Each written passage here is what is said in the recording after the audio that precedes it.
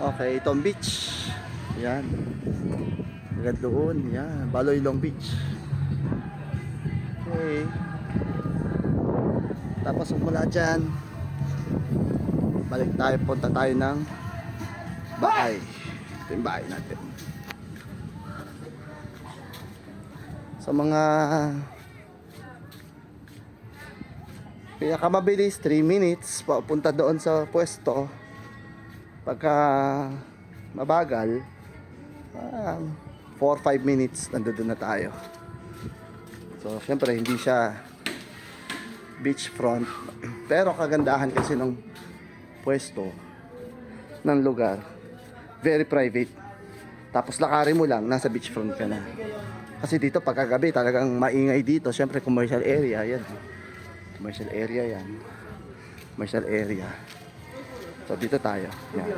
So galing dito, meron ditong, yan yung La Harness pala. So diretso lang papunta dun sa pwesto.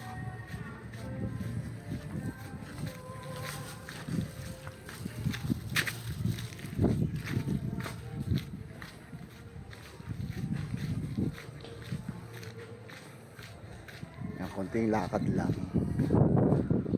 Actually, parang sa Boracay, ganun, wala naman. Usually doon, hindi man diretso nasa beachfront ng mga bahay. Lalakarin mo rin. Pero, beach resort ito.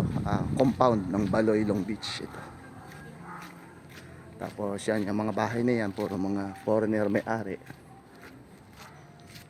Mostly, foreigner.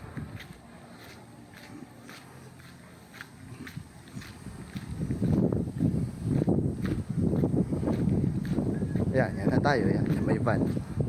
So sakto 3 minutes 3 minute walk lang. Actually kung mabilis pa 2 minutes pala yun.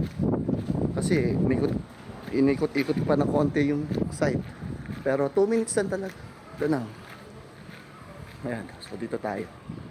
So makita mo 2 and 20 minutes 2 minutes and 20 seconds. Yan, so ito na tayo. Siyempre may occupied ngayon itong parking area. Ayan. So kunin natin na medyo malayo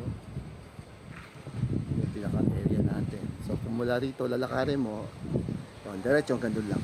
So nakita naman ninyo sakto.